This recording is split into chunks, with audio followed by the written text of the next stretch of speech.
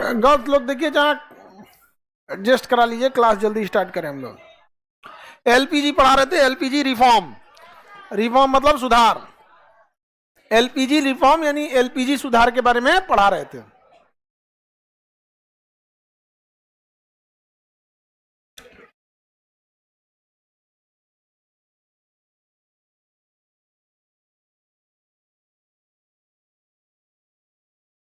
कहीं कहीं एडजस्ट हो जा लो बाबू। देखिए, एलपीजी रिफॉर्म में कुछ बता दिए थे कि नहीं? अभी बस स्टार्ट ही किए थे। देखिए ध्यान से, जब देश आजाद हुआ 1947 में, 1947 में, तो हम लोग जो थे ना, कहा जाता है कि दूध से जला हुआ लस्सी फूक के पीता है।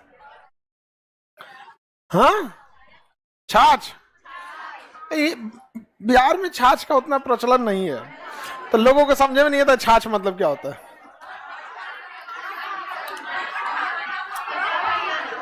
नहीं समझो ध्यान से।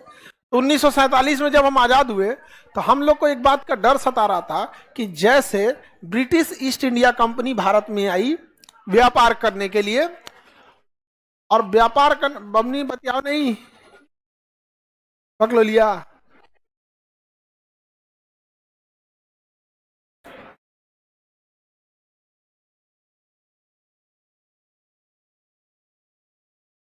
कहते कौन सी बतियाती है, जिनसे बातें खत्म नहीं होता है। हाँ?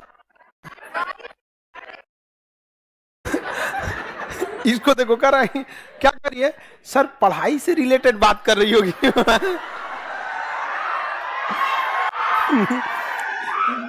दही के गवाही चिवरा। तो हम लोग डरे हुए थे किसे, ब्रिटिश ईस्ट इंडिया कंपनी, तो जो व्यापार करने आया था कब्जा कर लिया सब। तो जब देश आजाद हुआ तो जवाहरलाल नेहरू ने सबसे पहले किसी चीज पे रोका ना, तो विदेशी कंपनी होगा, भाग यहां से, कोई इंडिया में विदेशी कंपनी नहीं आएगी। तो इंडिया में विदेशी कंपनियों के आगमन पे किसने रोक लगा दिया? जवाहरलाल नेहरू। ये काम उन्होंने बहुत अच्छा किया। इस वजह से भारत की अर्थव्यवस्था पे एक निगेटिव इफेक्ट ये पड़ा था कि हम लोग थोड़ा सा स्लो हो गए थे। क्या हो गए थे? विदेशी कंपनियां आई नहीं थी, हम अपनी टेक्नोलॉजी को लगाए तो कैसे लगाए, तो हम लोग ना बड़ा स्लो हो गए थे। लेकिन जवाहरलाल नेहरू ने कहा कि अगर आज ही विदेशी कंपनी को अलाउ कर देंगे ना, तो हम लोग अरब वालों की तरह हो जाएंगे। अरब वालों को कुछ बनाने नहीं आता है, खाली जमीन से नीचे तेल निकलता है, पैसा है, खरीद लेता है सब टेक्नोलॉजी। जिस दिन तेल खत्म खेल खत्म। अरब वाले में क्या चीज है भैया? एक दुबई है जो टूरिस्ट पे अपने आप को फीड कर गया, दुबई। उसके भी मजबूर, उसको सबसे पहले दुबई को समझ में आ गया कि हम सबसे छोटे, हमारे तेल पहले खत्म होगा। फटाक से अपने आप को किस पे लेके चल गया? टूरिज्म पे। आज हर आदमी सोचता है कि एक बार हम कहाँ जाएं? दुबई जाए। अब बस हो गया दुबई। कोई भी अर्थव्यवस्था कैसे चलता है? खर्च करने वाले लोगों से।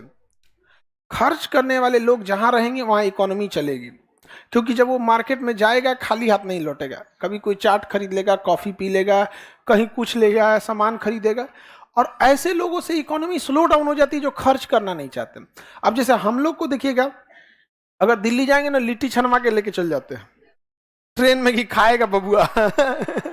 चना घरे से फुला के लेके चल जाते हैं लोग। तो हम लोग खर्चे नहीं करेंगे तो इकोनॉमी कहां से जाएगा? उसका एक रीजन भी है कि आपको खर्च करने के लिए इनकम भी तो होना चाहिए। तो हमारे यहाँ तो इनकम है नहीं। तो किसी भी समाज में दोनों लोग रहेंगे, एक इनकम वाले भी हैं, एक बिना इनकम वाले भी।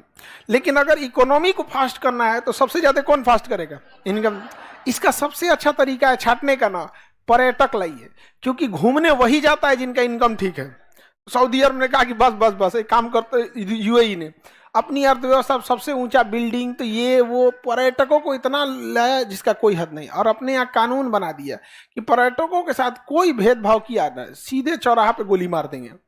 आप वहां 2 बजे रात में सुरक्षित हैं, वहां चाहे महिला है चाहे पुरुष कोई हो, मतलब मेनली महिलाओं की सिक्योरिटी को कंसर्न किया जाए। रात 2 बजे भी वहां सुरक्षित है, कोई इधर सीधे मार देगा सब। वहां कानून में कोई कुछ नहीं सुनता है।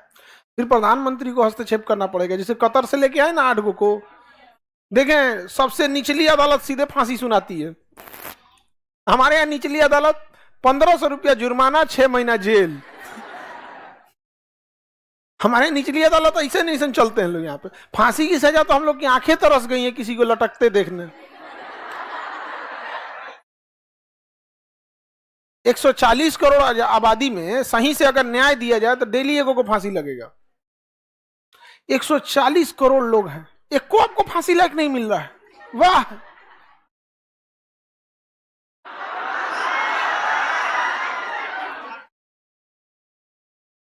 30-40 को तो हम जानते हैं कि फांसी लायक है।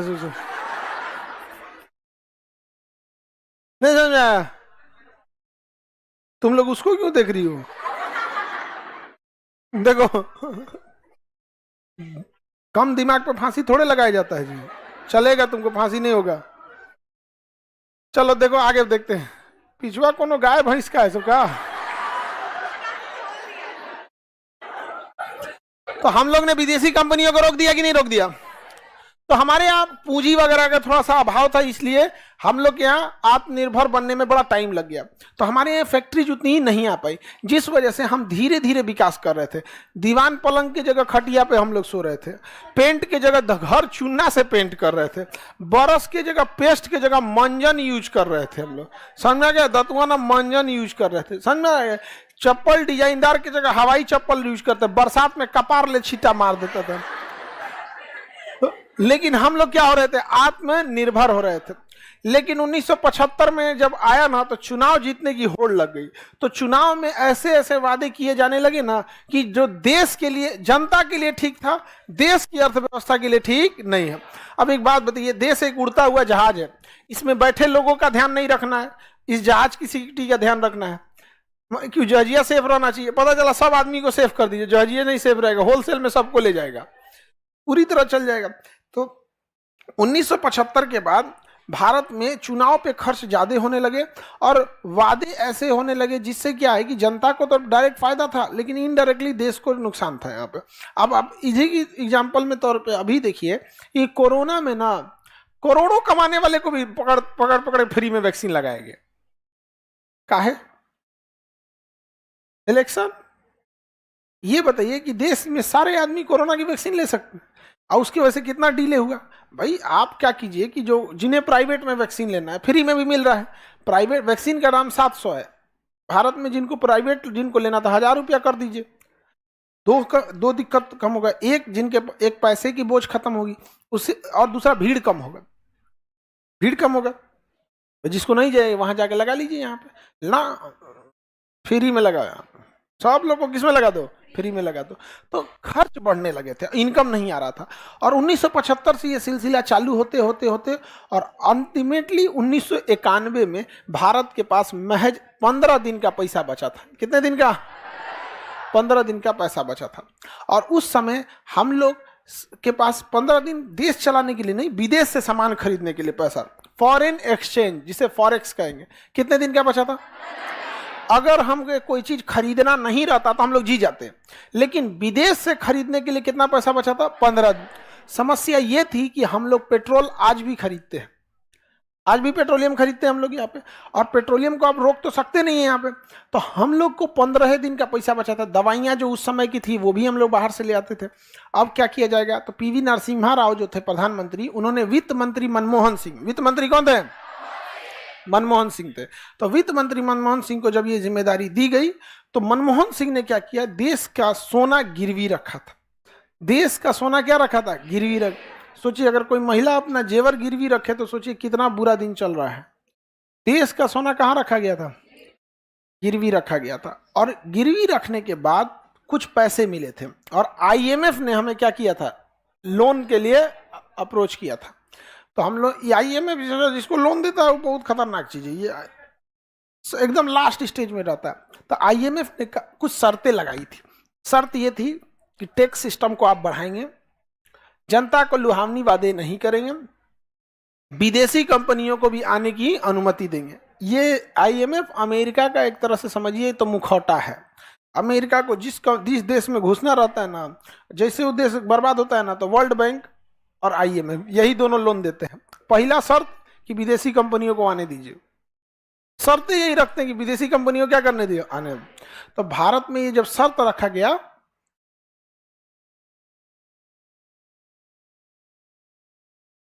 तो उन्होंने क्या शर्त रखी है कि विदेशी कंपनियों को भी आने देंगे। तो मनमोहन सिंह थे और उस समय उन्होंने एक्सेप्ट भी किया और विदेशी कंपनियों को आने की छूट दी गई। 1991 में विदेशी कंपनियां जो आई भारत में धड़ल्ले से प्रवेश कर गई। इस धड़ल्ले से प्रवेश करने के बाद फायदा ये हुआ कि जो भी विदेशी कंपनी आ रही थी धड़ाधड़ पैसा लेके आ रही थी। अब इसको छोटे लेवल पे सोचिए, आपका अपना गांव है, उसमें छूट दे दिया गया कि पूरी दुनिया से लोग आके पैसा लगा सकते हैं।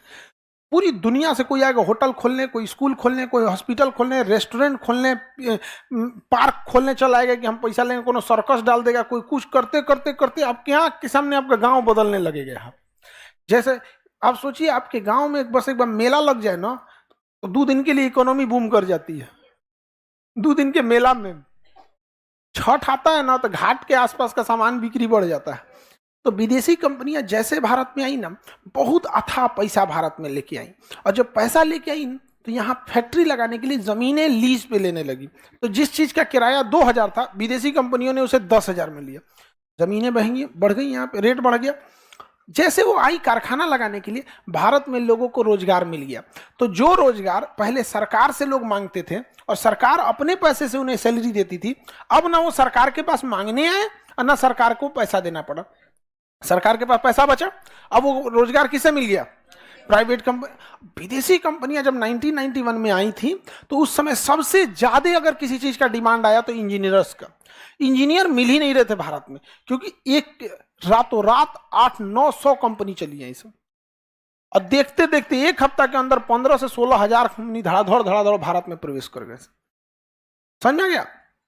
अब उन कंपनियों को सबसे पहला क्या दिख रहा था कि हमें ऐसा एरिया में जमीन चाहिए जहां हाईवे पास में हो और बाजार भी पास में हो। उन्हें दिल्ली के आसपास का एरिया दिखा, हरियाणा। क्या दिखा? हरियाणा। किसी को कलकत्ता दिखा, किसी को लखनऊ दिखा, नोएडा दिखा, महाराष्ट्र का मुंबई दिखा, पुणे दिखा, जयपुर दिखा, बेंगलोर दिखा, हैदराबाद, ये सब दिख गया यहां पे। बिहार में आया तो किडनैप हो गया। बिहार में आया तो क्या हो गया? किडनैप। 90 से सन 2000 का दशक सबसे ज्यादा बिहार में क्राइम था। बिहार में आया तो क्या हो गया? किडनैप।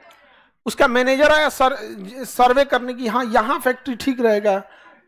मैनेजर साहब चलिए 1 लाख पहुंचा दीजिएगा ना तो आपको हम यहीं पे गाड़ देंगे। बिहार में आया क्या हो गया? किडनैप। जितनी कंपनी के सर्वे करने यहां आए थे सब किडनैप होने गए उसमें। कोई नहीं आया कंपनी, कोई नहीं आया। कोई कह दे कि 91 में एगो आया था, अगरबत्ती डालने नहीं आया, और जो आया किडनैप होके गया था। और बिहार के लोग अपने आप का फक्र महसूस करते हैं अगर वो 2-4 गुंडों से अपनी दोस्ती रख लेते हैं तो। ये बहुत शर्म की बात है मानसिकता का। हमारा अगर किसी गुंडा मवाली के साथ अगर बढ़िया से दोस्ती है ना तो फोटो खिंचवा करेंगे, ज्यादा बोलता है फोन लगाए, हमारी औकात नहीं है लड़ने की, लेकिन हम बता देंगे उनसे हम दोस्ती है, लगाए फोन लगाए, पूरा बात नहीं बोलेगा ना। ये हमारे यहाँ मेंटेलिटी बनती गई, और ये मजबूरी में मेंटेलिटी बना दी गई। बात समझिए, यहाँ के लोगों का भी दोस्त नहीं, मजबूरी में कि अगर आप किसी एक गोल में नहीं आएंगे ना, एक गुंडा से दोस्ती नहीं करेंगे, दूसरा का गुंडा आपको उठा ले जाएगा। बड़ा तो 1991 का दशक में पूरी दुनिया कहां जा रही थी? इंडिया। ग्लोबलाइजेशन में फैक्ट्री लग रही थी, हमारे यहाँ किडनैपिंग चल रही थी। हम लोग पीछे रह गए। सारी कंपनीज वगैरह कहां घुस गई? गुड़गांव, नोएडा, हरियाणा के फरीदाबाद में, अगल बगल में पूरा मिल गए सब। यहाँ पे समझ में आ गया कि नहीं? क्या रोजगार भारत सरकार को देना पड़ा? इन्वेस्टमेंट लाना पड़ा? नहीं लाना पड़ा। यहाँ पे अब सरकार जो बिजली देती है जनता को, वो बड़ी कम दाम पे देती है, और हम लोग को बिजली बहुत महंगा दाम पे देती है। मतलब 40% महंगा हम लोग को बिजली मिलता है। अगर मान के चलिए आपको 6 रुपया यूनिट मिल रहा है तो हम लोग को 11 रुपया यूनिट मिलेगा। कॉमर्शियल यूज कर रहे हैं लोग। जब भी आप किसी बिजनेस के लिए यूज कीजिएगा ना तो नॉर्मल रेट से महंगा मिलेगा। सिलेंडर भी देखिएगा 2 तरह का होता है, एगो लाल रंग का होगा, एगो ब्लू कलर का होता है, ब्लू बैंड बड़का, वो सोचा बहुत महंगा मिलता है। समझ में आ गया कि नहीं आ गया? उसमें कोई सब्सिडी नहीं है, यहाँ पे ले जाओ यहाँ पे। तो विदेशी कंपनियां जब भारत में आने लगी तो बिजली भी महंगा बिका, सरकार को और इनकम हुआ। तो जो 15 दिन का पैसा बचा था वो धड़ाधड़ ऑटोमेटिक 20 दिन का हो गया, खर्चे कम हो गए। विदेशी कंपनी आई और यहाँ आने के बाद लाइन से कंपनी लगी। सब कंपनी कभी थोड़ी कहेंगे कि विधायक जी यहाँ का सड़क बना दीजिए, विधायक जी यहाँ बना, निकलो यहाँ से, बना लिया सब अपने। उस एरिया में जो बजट देना चाहिए था इंफ्रास्ट्रक्चर के लिए कंपनियों का बच गया, सरकार का क्या हो गया, बच गया। सरकार के पास बजट बढ़ते गया बढ़ते गया। अब ये जो 15 दिन का पैसा था वो हो गया कि भैया अब हम 50 दिन चल सकते हैं। क्यों चल सकते हैं? हम विदेश से सामान खरीदते थे तभी ना पैसा जाता था विदेश। हम विदेशी कंपनी को भारत में ला दिए, विदेश जाना ही बंद हो गया। विदेश जाना क्या हो गया, बंद हो गया यहाँ पे। और भारत सरकार ने कह दिया कि जो भी आवश्यक वस्तु है बस वही विदेश से खरीद के आएगी, आलतू फालतू चीज खरीद के नहीं आएगा। एकदम आवश्यक वस्तुओं को खरीद के लाया गया। दवाइयां हो गई, पेट्रोलियम हो गया, कहा कि आई बाकी सब चीजों पे क्या करे, रोक लगाए। जब भारत सरकार के पास 90 दिन का पैसा बचा तो उसे सेफ जोन माना जाता है। क्या माना जाता है, सेफ, कि भैया 3 महीने तक तो व्यापार हम कर सकते हैं ना, सेफ जोन। उसके बाद सरकार ने ये जो विदेशी कंपनी आई थी इनके लिए स्पेशल एरिया दे दिया। क्या दे दिया, special area, special economic zone, special economic zone. सरकार गई, सरकार के पास कुछ पैसा आया, विदेशी कंपनी आई तो विदेशी कंपनी सरकार से कही मालिक हमरा के लिए जमीन उमीन खरीदे पते नहीं चलता है। वो कहता है कि हमारे दादा जमीन लिख लिए, तो कहते हैं मैं फुआ का भी है, हमरा ना बुझा रहा, हम इंग्लैंड से आए हैं। सरकार का सही तो सही पागल हो जाएगा। हमारे यहाँ जमीन का बहुत लफड़ा होता है। सरकार ने कहा कोई बात नहीं, पैसा लो पैसा लो पैसा लो। झोला में भरा सरकार, 2-4 ठो कड़क IAS अधिकारियों को लाया। कहा कि सुन, राजीव गांधी थे, राजीव गांधी उस समय नरसिम्हा राव, नरसिम्हा राव PCPB ने कहा एक काम करो, पैसा यहाँ है, जाके पूरा गांव खरीद लो। सरकार गई, पैसा लाया, कड़क IAS अधिकारी कहते देखो जमीन तो बेचना पड़ेगा क्योंकि संपत्ति का अधिकार तो खत्म हो गया, नहीं बेचोगे यही नाला बना देंगे। बहुत कुछ किया गया है। जो नहीं बेचा ना, पूरा एरिया का गटर वहीं ले आके झोंक दिया। तो जो 5 लाख में मिला था वो 50,000 में बेच के गया। और क्या बना दिया वहीं पे, क्योंकि विदेशी कंपनियों को सेट ही करना था। ये IAS अधिकारी अगर जिस दिन ठान दिए सब ना IAS IPS, उस दिन देश बदल देंगे सब। लेकिन बदलने की क्या जरूरत, बदल गया तो एक पुलिस दरोगा चाह देना उसके एरिया में ना, मतलब बड़ी आदमी लोग हालत खराब हो जाएगा। किसी की कभी कभी कोनो कड़क दरोगा आ जाता है, नाप देता है बढ़िया से उन लोग को। यहाँ पे सरकार ने कहा कि काम करो, हमको हर हाल में जमीन चाहिए, स्पेशल इकोनॉमिक जोन बनाना है। तो गवर्नमेंट गई, गवर्नमेंट के पास पूरा रिकॉर्ड है। और IAS अधिकारी बोला रजिस्ट्रार को कि सारा रिकॉर्ड लेके आओ, किसकी जमीन है ये, सबको बुलाओ, एक दिन मीटिंग दो। मीटिंग में बुलाया जिसका जिसका मालिक थे लोग, देखिए आपकी ये जमीन है यहाँ पे, इसको जाइएगा बेचने, सरकारी रेट है 5 लाख रुपया, हम आपको 3 गुना देते हैं 15 लाख, जिसका सड़क पे उसको 20 लाख, जो नहीं दे रहे हैं कोई बात नहीं कि यहाँ ट्रांसफार्मर डाल दो, नाला डाल दो, यहाँ पे 4 ओर से नाला काट दो, बीच में यही रहे। मतलब जो नौटंकी किया उनको नौटंकी से निपटाया गया, जो प्रेम से माना प्रेम से माना गया। वहां के लोगों को अचानक पैसा मिल गया, अचानक। तो अगल बगल अचानक पैसा मिल गया तो सब लोग कहे यार मेरे तो अचानक पैसा आ गया। सब आदमी गाड़ी उड़ी खरीद लिया, आराम से घर बैठ के हुक्का पीने लगा। अचानक आ गया और रेट इतना जबरदस्त आ गया, सबको मिल गया यहाँ पे। और जमीन किसका हो गया, सरकार का। और सरकार ने कहा सारा जमीन हम खरीद लिए, अब लोग किसको कितना चाहिए यहाँ पे। तो सरकार ने जमीन ले लिया, स्पेशल इकोनॉमिक जोन, कहा कि कितना है, 5 एकड़ ले जाओ, इतना मंथली किराया दे देना। सबको किस पे दे दिया, किराए पे। कंपनी सब खुश हो गए, भारत सरकार का एकदम धन्यवाद महाराज, हम जमीन खरीदते तो कुल पैसा जमीनें खरीदने में लग जाता, अब भाड़ा पे हम देते इन लोगों को तो रात 2 बजे आके बढ़ाने लगता। मालिक आए हैं, मालिक खोलो, कारखाना में खोलेगा, क्या बना रहे हैं, कटोरा, ये लेते जाते हैं हम। ये कल्चर बिहार में भी अभी बहुत ज्यादा। अरे भाई आप उसको बिजनेस के लिए दियो, काहे डिस्टर्ब करते हो, क्या जरूरत है आपको डिस्टर्ब करने की। लेकिन वहां पे अब सरकार तो आएगी नहीं देखने के लिए, कंपनी एकदम टेंशन फ्री हो गए सब यहाँ पे। और वो एरिया डेवलप हो गया, इस एरिया में हजारों कंपनियां आ गई। अब सपोज कीजिए 20 गांव को खरीद लिया और दे दिया, यहाँ पे फैक्ट्री लग गई, फैक्ट्री लग गई, वहां नाले चौड़े बनाए गए, सड़कें मजबूत बनाई गई, स्मूथ नहीं मजबूत। आदमी को चलने के लिए स्मूथ सड़क चाहिए। हम लोग का वजन कितना होता है, अरे 80-90 किलो, एवरेज आदमी कितना है, आप लोग 50 से 60, एवरेज आप लोग 50 से 60, आदमी 70 से 75 80। ट्रक में जो गिट्टी लोड कर लिया है, पत्थर, और उसके बाद देखिए तो तनी गांव के सड़किया पे चढ़ा दीजिए, ईंटा का जो बनेले रहता है खड़ंजा, भसका देगा पूरी तरह से। तो सरकार ने बना दिया सड़कें, नाली वगैरह सब, बिजली उजली जबरदस्त, सरकार को इनकम होने लगा धड़ाधड़। एक ही एरिया से करोड़ों रुपए टैक्स आने लगा। अरे सरकार दिखा रही ले यार, या तो पूरा टैक्स लिया यहाँ पे। असर रोजगार, जब वहां पर अभी भी जाइएगा ना, जो गुड़गांव, नोएडा, इस सब एरिया में जो सेज जो एरिया स्पेशल एक, जब वहां छुट्टी होता है ना, तो वहां जो चौराहा है जहां सब लोग आके मिलते हैं, नामे रख दिया है लेबर चौक। छुट्टी होता है तो 10-20 हजार लोग निकलते हैं एक ही बार में। जैसे अपने बैच का कैसे छुट्टी होता है, वैसे अगर सपोज कीजिए कि शाम 7 बजे वाला शिफ्ट बंद हुआ, वैसे सारे लोग निकलेंगे। अब इसके बाद ऑटो वाले को रोजगार, होटल वाले को रोजगार, अगल बगल में अब किसी का घर दूर होगा, देखिएगा यार बार बार आना रहता है, बार बार आना रहता है किराए में, उसे अच्छा यहीं लॉज ले ले। लॉज नहीं मिलेगा तो यहाँ लॉज बनना चालू हो गया। किसी की सैलरी ठीक ठाक रहेगी, जमीन लेकर चालू कर लेगा। धीरे धीरे धीरे धीरे एगो नया शहर बस गया। समझ में आ गया कि नहीं आ गया? तो क्या बनाया गया? Special economic zone. विदेशी कंपनियों को आने की छूट दिया गया, फायदा हुआ कि नहीं हुआ? लेकिन घाटा भी हुआ होगा। अचानक से भारत के लोगों को कंपटीशन का सामना पड़ गया। दतुअन से मुंह धुलने वाले को जब ओरल बी का प्रचार देखा, सब मेरे दोनों ओर बकोटने वाला सिस्टम है, दांतों बकोट लेंगे, मसूरों फाड़ देंगे इधर से। मैं फ्लेक्सिबल बरस हूं, मैं ये हूं, मैं वो हूं। भारत का आदमी चकमका गया, अरे भाई साहब हमारा तो हालत खराब हो गया।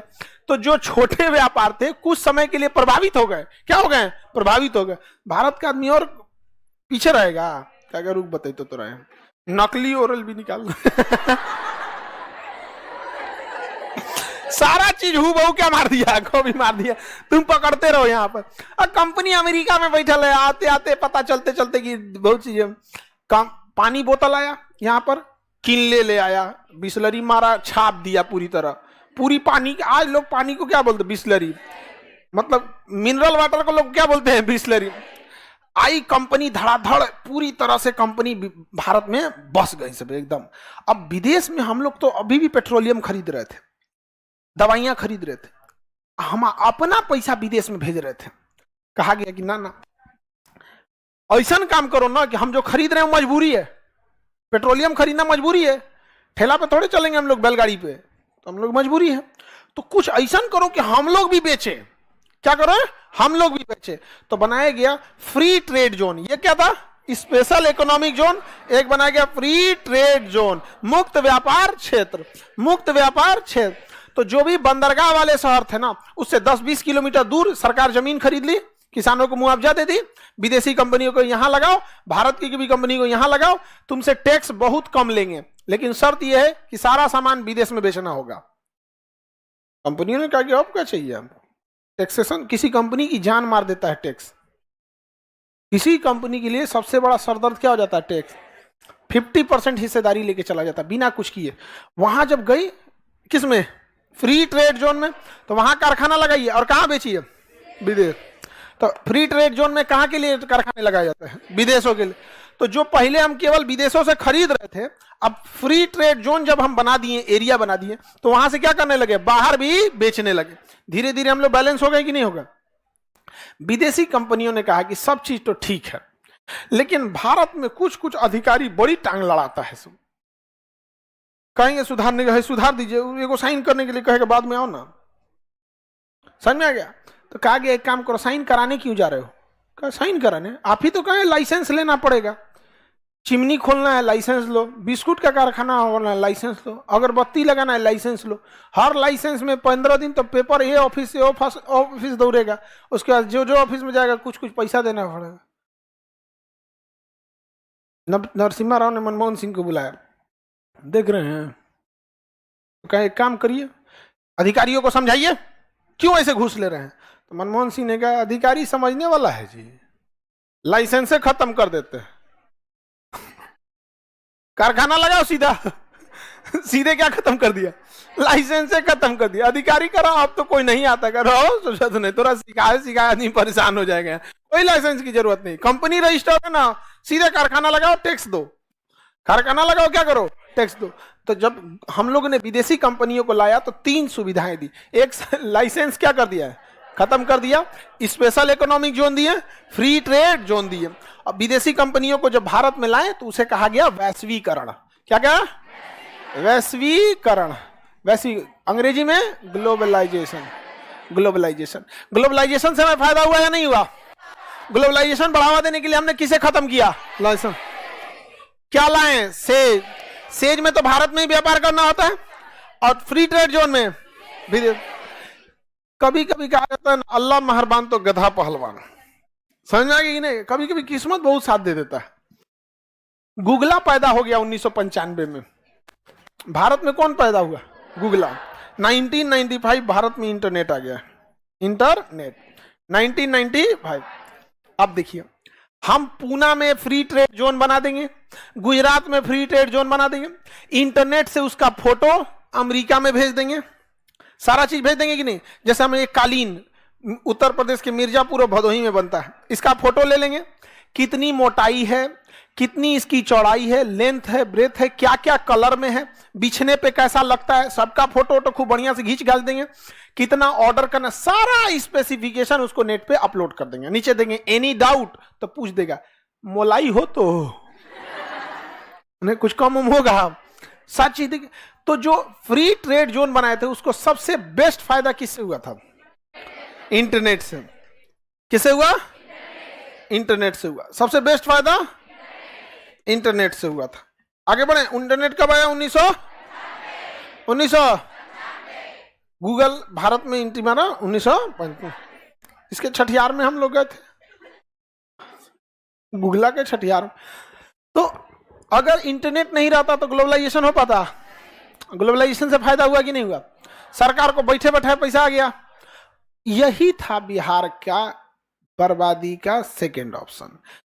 या तो बिहार तब स्टेबल हो सकता था जब आजाद हुए थे तब, तो जब आजाद हुए थे तो खेती पर ही डिपेंडेंट थे, इस वजह से उस समय आजादी के समय हम टॉप विकसित राज्यों में गिने जाते थे बिहार के लोग, समझ में आएगा कि नहीं? और 1991 आया तो ग्लोबलाइजेशन का हम लोग को कोई फायदे नहीं हुआ। जितनी कंपनियां आई स्पेशल इकोनॉमिक जोन नहीं, स्पेशल रंगदारी जोन। और गलती से कोई फैक्ट्री आ भी गई तो उस पर इतना पैसा लुटा है, फलनिया का आदमी है। बिहार में गुंडाई कैसे होता है? देखो, एक कोई आदमी रहेगा, वो अपने 3-4 चमचों को भेजेगा और कहेगा कि वहां जाके जो सबसे कमजोर होगा ना उससे तो नहीं गाली गलौज करना। तो गाली गलौज करेगा और कहेगा कि देखो 2 मिनट के अंदर, उसको ट्रेनिंग दिया, 2 मिनट के अंदर 3-4 लपड़ झपड़ मारना है, देखना शीशा उसा कहाँ जो फूटने पे आवाज करे, शीशा फोड़ दो, पंखा तोड़ दो, बल्ब तोड़ दो, हल्ला करो, तुरंत भाग जाना, नहीं तो कचरा जाओगे। अब भाग जाएगा तुरंत। इसलिए बिहार का जितना लड़ाई झगड़ा देखिएगा ऐसे ही होगा। अचानक आकर गाड़ी वगैरह देगा, मार देंगे, तो समझ में नहीं आता है, एकदम गोली चलाएंगे, ये हो जाएगा, धन धन 5 मिनट में भाग गया। नहीं समझ आ गया? हम लोग के ऑफिसों में जो बम चलाया था भाग गया 5 मिनट में। दिक्कत हुआ तो एगो का चपलवा टूट गया और पकड़ा गया। पकड़ा आज ले अंदर है। हाँ, कहां है? बेऊर जगह है, वो नाम है उसका, बेऊर। समझ में ही नहीं गया? वहां बहुत अच्छा सुबह शाम पीटी कराया जाता है, समझ में आ गया? बहुत बढ़िया से इलाज हो गया उसका, सुपर एकदम। जिसको मन हुआ हाथ साफ करके गया उसके ऊपर, जिसको उसका चप्पलें टूट गया था, भागा तो बढ़िया चप्पलें टूट गया, गिर गया। अब पकड़ लिया सब, विद्यार्थी पकड़ लिया सब, विद्यार्थी पकड़ लिया सब। और उसमें ना लड़की जब तो दूसरे बैच की थी सब ना, वही देख ली, ये भी था, यही था, पकड़ो पकड़ो, हल्ला कर दी सब, तले 2000 ध लिया सब, उसको 2-4 तमाचा मारी थी सब लड़की सब, स्टार्ट वही की थी सब पकड़ना, ये भी था, ये भी था। उसको लगा लड़की सब की ओर से भाग जाते हैं, ये क्या करेगी सब, देखी सब हमारा ऑफिस तोड़ दिया, पकड़ के ये भी था, ये भी था। बाकी तो अपने लड़का से हल्ला हो गया, लड़का सब इसमें आगे, उसको कोनो नहीं पकड़ा, वो गिरा था ना तो कूद गया सब 4-5 के ऊपर।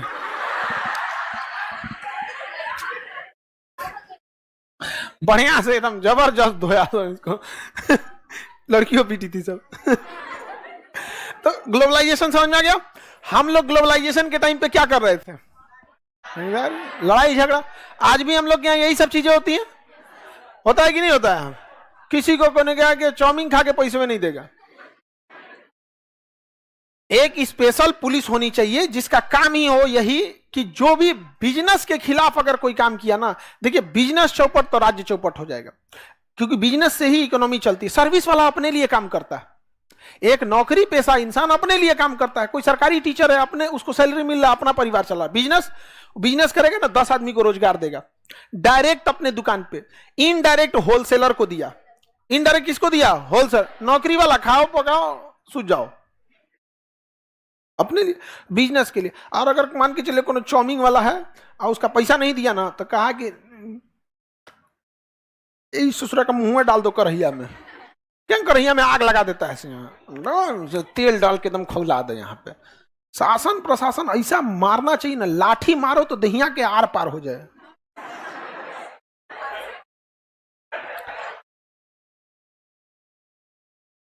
एक सिंपल सी बात है, गुंडों का दहशत पूरे शहर में होता है क्या? पूरे शहर को मारे रहते हैं सब, एक दो लोग को सबके सामने और बहुत बुरी तरह मारते हैं। पुलिस का दहशत गुंडों में क्यों नहीं रहता है? मारती पुलिस भी बहुत जबरदस्त है, सबके सामने नहीं मारती है, जेल में मारती। मारो नहीं, उनके ऊपर इनाम रखो कि फलाना गुंडा को जो पकड़ के देगा 40 अठन्नी इनाम दिया जाएगा, 50 पैसा इनाम दिया। पहले तो उसका मोरल डाउन हो गया, यार बढ़िया गुंडा नहीं है ये। 4 आना इनाम में दिया जाएगा, 10 पैसा इनाम में दिया जाएगा। पहले तो उसका मोरल डाउन, यार हमारा वैल्यू कुकुर बिलार से नीचे कर दिया। समझ में आ गया? पकड़ैला के बाद चौराहा पे ले आके जो पकड़ाया है उसको, पकड़ाया किसी व्यक्ति को नहीं, अपने ही किसी पुलिस वाले को, कि इन्होंने, इस दरोगा ने इस गुंडा को पकड़ा है, इन्हें ये देखिए 98 इनाम, वही पुराना अल्मुनियम का वहां पैसा। वो कह गई बकलोल को पकड़ने फायदा कौन सी हुआ? सामने ज्यादा नहीं, सामने पब्लिक 2-3 जहाँ बकलोल कहेंगे, और उसको टहलाइए 1-2 दिन पूरे समाज में। यहाँ पे चल सॉरी बोल, सॉरी बोल, तो समझा? मोरल गिराना बहुत जरूरी है। अब पुलिस क्या करती है? ज्यादा पीटती है, अकेले में ले जाके बहुत मार मारती है पुलिस। जेल में कहां कोई पिटाता है? जेल जज के अंडर में होता है, जेल जो होता है ना कोर्ट के अंडर में होता है, वहां किसी को नहीं पीटा जाता है। पुलिस रिमांड पे पीट, जेल में कैसे? जेल में पीटा नहीं जाता, जेल में पिटवाया जाता है। जैसे जेलर को आपको पिटवाना है ना, तो किसी दूसर कैदी को कहेगा, तब वो 830 नंबर बैरक नंबर 4 में, तब शाम को तब बिरयानी खिलाएंगे ना, हाँ धो ना रहते बढ़िया से, वो जाएगा आपको पकड़ेगा आराम से, कहेगा पैर दबाओ, पैर दबाने के लिए है धमाधम। वो 10 साल से जेल में, उसका 20 गो दोस्त है सब अंदर, आप नया नया गए हैं, पता नहीं है क्या किधर है, धो देगा सब पैर दबाएगा, दबा यहाँ पे दबा। बहुत बुरा हाल होता है जेल में, सर हाथ पैर दबाना होता है। हम ज्यादा नौटंकी कीजिएगा। अब पूरी पुलिस जाइएगा कोर्ट में, कहिएगा कोर्ट में, कहेगा सर वहां तो सब छांटले जाता है, आपस में मार किया था। हो गया, आगे बढ़े। बिहार में, बबनी का कहना है बिहार में स्पेशल इकोनॉमी जोन क्यों नहीं बनाया गया? तब तो और आसान हो जाता लूटने में। सारी कंपनी कहां आती? स्पेशल एगो एगो गमछा बांध के पान खोलो, रंगदारी हर कंपनी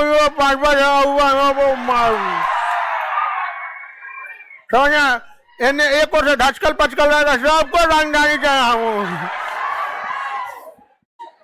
यहाँ का गुंडो अजब टाइप का मिले। साउथ में फिल्म देखेंगे, साउथ में अरे बाप रे लगता है कि गुंडा है, यहाँ तो लगता है टीबी का मरीज है।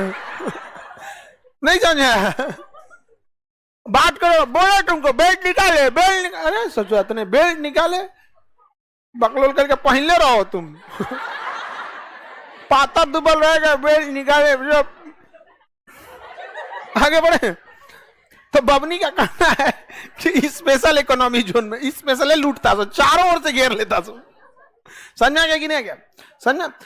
भारत में, बिहार में समस्या क्या हुई नहीं कि जो भी गुंडे थे लोग, ये लोग क्रिमिनल टाइप के लोग, अब इनको, इनका बिजनेस था, तो ये लोग ना किसी किसी को पैसा दिए और कहें कि तुम चुनाव लड़ लो, तुम चुनाव लड़ ले। तो यहां से आधे से ज्यादा विधायक जो लोग हैं ना, जो चुनाव लड़ते हैं लोग, उसमें ज्यादातर लोग अपने लिए बने ही नहीं हो, कहेंगे तुम बन जाओ, तुम मेरी रक्षा करना। समझा गया कि नहीं? क्योंकि इनका चाणक्य कौन है? गुंडे। तो ये लिबरलाइजेशन समझ में आ गया। अब इसी को देखा देखी सरकार ने कहा कि भारत में जो प्राइवेट कंपनी है, क्या है? प्राइवेट, निजी कंपनी। कौन कंपनी? निजी कंपनी। तुम लोग भी आगे आओ। निजी कंपनियों को कहा गया तुम लोग भी आगे आओ, तुम्हारे लिए भी हमने क्या खत्म कर दिया? लाइसेंस खत्म कर दिया। तुम भी चले जाओ स्पेशल इकोनॉमी जोन, तुम भी चले जाओ फ्री ट्रेड जोन में। कहां चले जाओ? Free trade zone. अब तुम भी इंटरनेट का धकाधक यूज करो। समझ में आ गया? भारत में निकल गया फ्लिपकार्ट। आ गया कि नहीं आ गया? फ्लिपकार्ट तो इंडिया का था, अमेजोन विदेश, फ्लिपकार्ट तो इंडिया में बनाया गया ना, अमेजोन विदेश। अब भारत की भी कंपनियां आगे आने लगी। भारत की कंपनियां क्या हो गई? आगे आने लगी और जबरदस्त विकास देखने को मिला।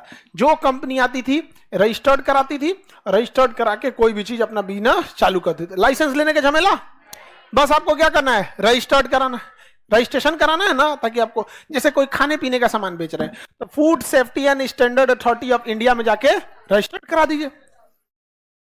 वहां रजिस्टर्ड कर आपको एक नंबर मिल जाएगा, जैसे गाड़ी का नंबर होता है ना, मिल जाएगा यहाँ पे। तो ये दो ऐसी चीजें थी जिस वजह से भारत सरकार को पैसा लगाने की जरूरत ही नहीं पड़ी। भारत सरकार का सारा पैसा क्या हो गया, बच गया। जहाज में पहले भारत सरकार को अपना जहाज चलाना पड़ता था, एयर इंडिया, पायलट जब मन तब आ रहा है, एयर होस्टेस ना नथिया गहना पहन के चला रही है।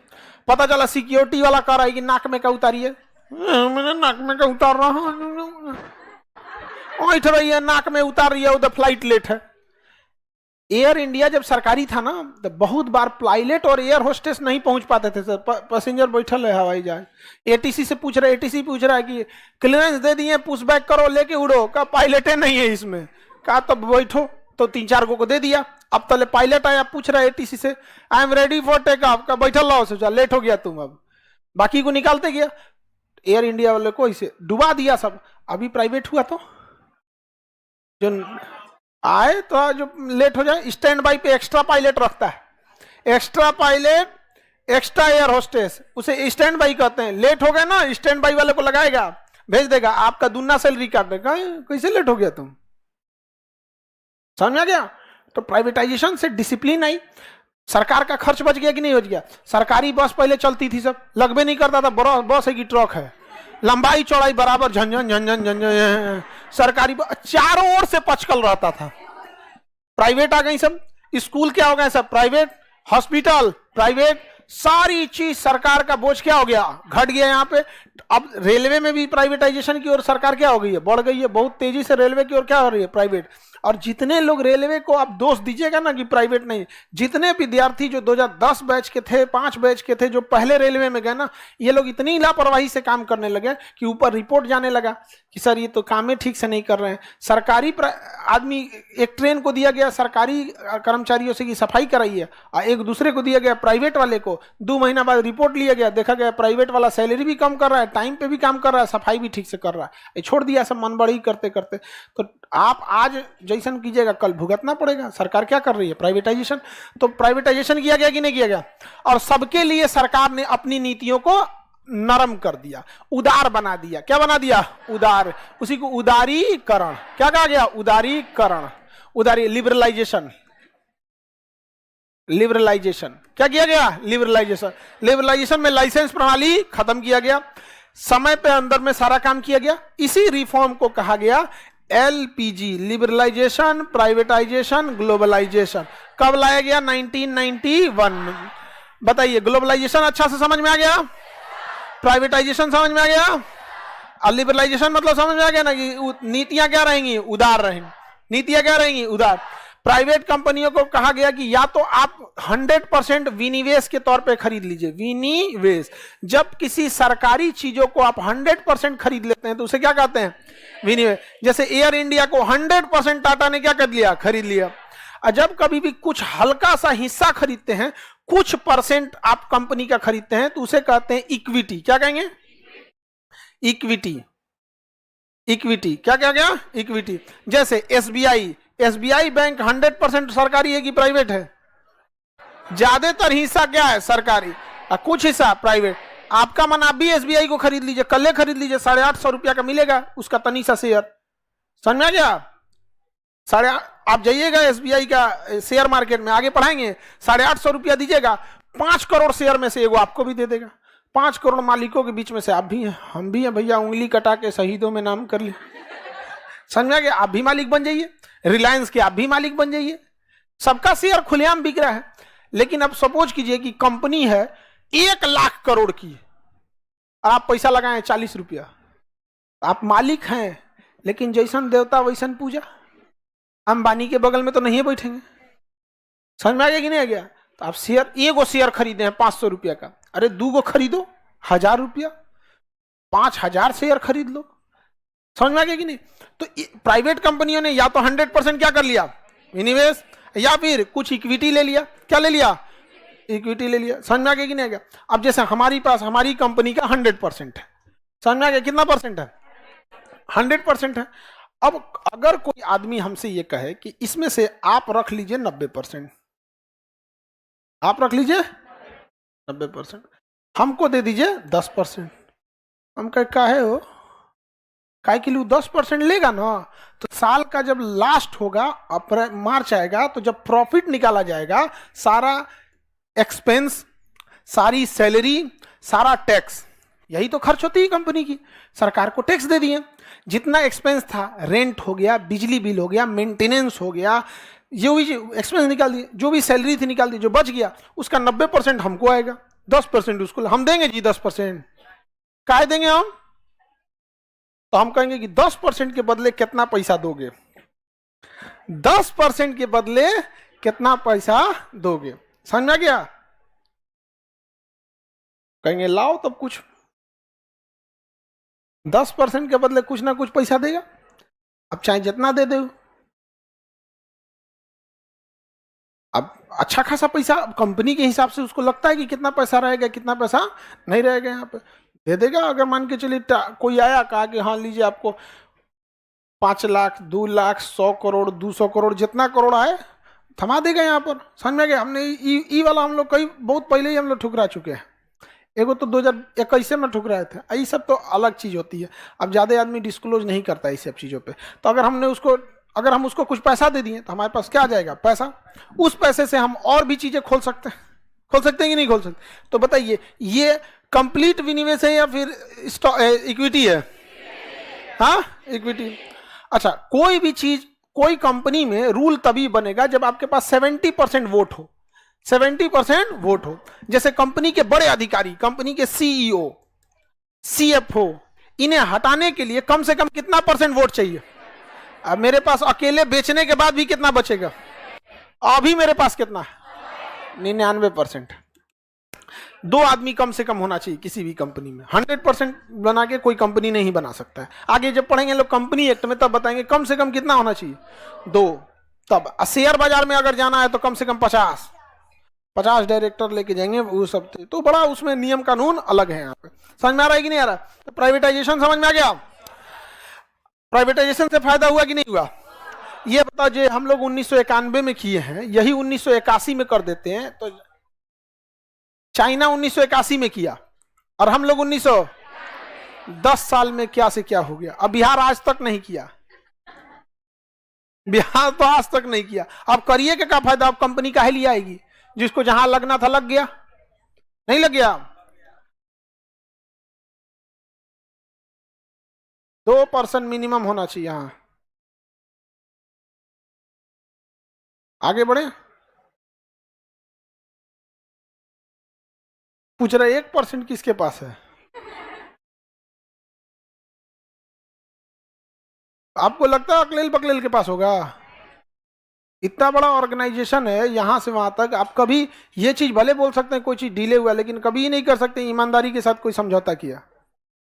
ऑर्गेनाइजेशन चलाना बहुत टफ होता है। आप परिवार चला के एक बार देखिएगा क्या हाल होता है, बहुत चैलेंजिंग होता है। 20 किस्म का आएगा, किसी को जिम्मेदारी दीजिएगा तो धौंस जमाने लगेगा। अगर आप सपोज कीजिए किसी को जिम्मेदारी दे देंगे, तुम इलाहाबाद देखो, तो जाके इलाहाबाद में धौंस दिखाने लगेगा। बहुत